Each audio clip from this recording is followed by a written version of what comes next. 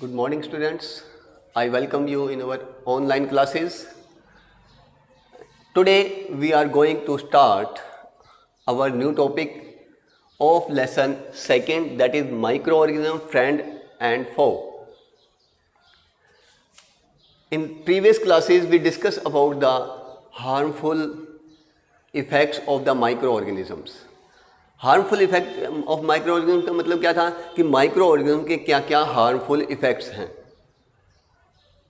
उसमें हमने last topic किया था, that is food spoilage. Food spoilage का मतलब क्या है कि फूड जो है हमारा वो ख़राब हो जाता है due to these micro organisms. Harmful micro organisms, ये हार्मफुल माइक्रो ऑर्गेनिज्म क्या करते हैं? फूड स्पॉइल कर देते हैं। क्या कर देते हैं? फूड को स्पॉइल, खराब कर देते हैं। तो आज हम जो डिस्कस करने वाले हैं वो क्या है? That is preservation. प्रिजर्वेशन। अब बात ये आती है कि प्रिजर्वेशन क्या होता है। अब हम इससे पहले एक और ऐड करते हैं इसमें, food. I think everyone know about the food. अब बात आती है कि प्रिजर्वेशन क्या होता है। प्रिजर्वेशन मतलब किसी चीज़ को प्रिजर्व करना, थोड़े लंबे समय तक उसको सुटेबल बनाए रखना। प्रिजर्वेशन क्या होता है कि फूड को लंबे समय तक बचाए रखना माइक्रोबियल अटैक से या माइक्रो ऑर्गेनिज्म के ग्रोथ से। तो इसको हम कहेंगे फूड प्रिजर्वेशन। अब फूड प्रिजर्वेशन में क्या आता है? मेनली सबसे पहले बात आती है कि हम यूज़ करते हैं केमिकल्स। तो इसके लिए हम क्या यूज़ करेंगे? केमिकल्स।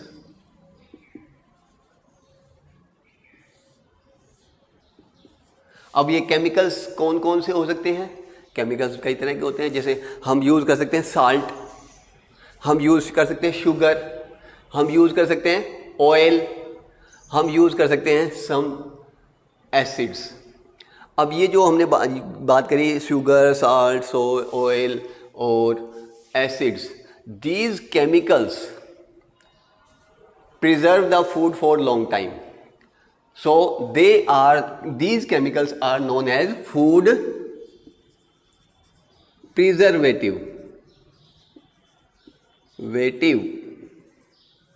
क्या कहेंगे हम उसको? इन केमिकल्स को क्या कहेंगे? Food preservative. तो फूड प्रिजर्वेटिव क्या हुए? जो कि हमारे फूड को लंबे समय तक बचा के रख सकें, उसको हम कहेंगे फूड प्रिजर्वेटिव्स। अब हम इसमें एक एक करके बात करते हैं। सबसे पहले आता है हमारा, that is number 1 salt, number 2 sugar, number 3 oils, number 4 acids. अब इसमें बात आती है सबसे पहले साल्ट। आप देखते होंगे कि यदि हम घरों में पिकल वगैरह बनाते हैं तो उनके अंदर हम थोड़ा साल्ट, थोड़ी सी एक्स्ट्रा मात्रा में उसमें ऐड करते हैं ताकि उसके अंदर का मॉइस्चराइज़र ख़त्म हो जाए। अब माइक्रोबियल ग्रोथ को क्या चाहिए? माइक्रोबियल ग्रोथ को चाहिए मॉइस्चराइज़र, टेम्परेचर। अब ये दो चीज़ें मिल जाएं तो माइक्रोब्स जो हैं वो बहुत ही जल्दी फूड को स्पॉइल कर देते हैं। अब इसके लिए हम क्या करते हैं? हम कुछ प्रिजर्वेटिव का यूज़ करते हैं, दैट इज़ साल्ट। हम साल्ट का यूज़ करते हैं, उसमें एक्सेस थोड़ी ज़्यादा मात्रा में साल्ट का डाल दिया जाए तो वो प्रिजर्व हो सकता है। कुछ प्रोडक्ट्स ऐसे होते हैं जिसमें हम साल्ट का यूज़ करते हैं। उसके बाद हम दूसरे पॉइंट पर आता है, दैट इज़ शुगर। हम शुगर को ऐड करके भी फूड को थोड़े लंबे समय तक प्रिजर्व कर सकते हैं। अब इसके लिए भी क्या यूज़ होते हैं? जनरली कुछ ऐसे प्रोडक्ट्स होते हैं जिसके अंदर हम शुगर का यूज़ करते हैं, और शुगर जो है उसके अंदर प्रिजर्वेटिव का काम भी करता है, क्यों? क्योंकि ये सभी क्या है, साल्ट और शुगर जो है ये जनरली मॉइस्चराइज़र को एब्जॉर्ब कर लेते हैं या मॉइस्चराइज़र को आने नहीं देते, तो जिसकी वजह से ये प्रोडक्ट्स जो हैं हमारे थोड़े से लंबे समय तक टिक पाते हैं। आफ्टर दैट ऑयल्स, ऑयल्स में क्या है, these are the edible oils. Edible oils, अब एडिबल ऑयल्स हम डालते हैं, एग्जाम्पल के तौर पर लें, हम पिकल घरों में डालते हैं, उसमें हम साल्ट का भी यूज़ करते हैं थोड़ी ज़्यादा मात्रा में। आपने देखा होगा कि बाज़ार से जो पिकल्स आते हैं उनके अंदर जनरली साल्ट की मात्रा ज़्यादा मिलती है। अब क्या कारण है, वो केवल नमक नहीं खिलाना चाहते आपको, वो क्या चाहते हैं कि हमारा जो पिकल है वो थोड़े लंबे समय तक प्रिजर्व हो। और साथ में क्या डालते हैं, वो एडिबल ऑयल्स डालते हैं, जैसे सरसों का तेल है उसमें हम डालते हैं। यदि कोई पिकल है हमारे पास और वो अचार जो है वो तेल के अंदर डूबा हुआ है, आप देखेंगे उसको आप चाहे 1 साल रख लो वो खराब नहीं होगा। अगर उसके अंदर किसी प्रकार का कोई मॉइस्चराइज़र पहुंचता है या हम कोई ऐसा एलिमेंट घेर देते हैं जिसके अंदर मॉइस्चराइज़र है, जैसे कि पानी वगैरह के छींटे वगैरह चले जाएं, तो एक सेकेंडरी इशू है। अदरवाइज़ यदि हमने और पिकल को अच्छे से प्रिपेयर किया है, उसको हमने ऑयल के अंदर स्टोर कर दिया है, तो वो हमारा लंबे समय तक प्रिजर्व रह सकता है। साथ में हमने क्या यूज़ किया, साल्ट यूज़ किया, ताकि उसके अंदर का जो मॉइस्चराइज़र है वो बिल्कुल ख़त्म हो जाए और वो उसको प्रोडक्ट को थोड़ा सा टेस्टी भी बना देता है और हमारा प्रिजर्वेटिव का काम भी करता है। अब इसके बाद बात आती है, कुछ ऐसे ऑब्जेक्ट्स हैं जिसके अंदर हम ना तो ऑयल यूज़ कर सकते हैं ना साल्ट यूज़ कर सकते हैं।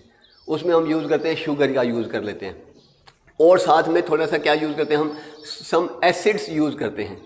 कुछ एडिबल एसिड्स आते हैं जिनको हम डालकर ऑब्जेक्ट को थोड़े लंबे समय तक प्रिजर्व कर सकते हैं। जैसे हमने एक कॉमन नेम है, सिरका का नाम सुना होगा आप सभी ने। सिरका मतलब वो है, तो उसका अगर केमिकल फार्मूला देखा है तो वो एसिटिक एसिड होता है।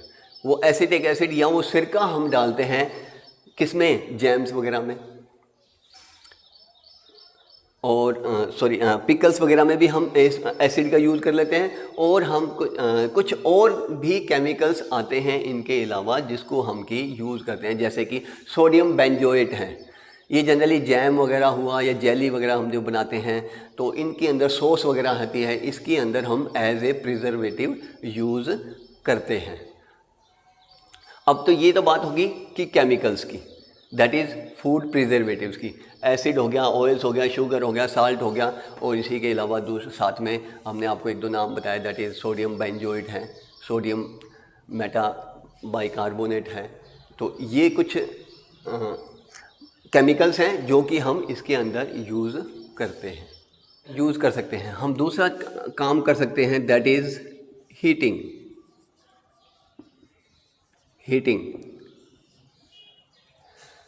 जैसा कि आपने घरों में देखा भी होगा, दूध है उसके अंदर हम कोई प्रिजर्वेटिव का यूज़ नहीं कर पाते, ना साल्ट यूज़ करते, ना शुगर यूज़ करते, ना ही कुछ और दूसरा प्रोडक्ट यूज़ करते। तो हम उसको क्या करते हैं, जनरली गर्म कर देते हैं।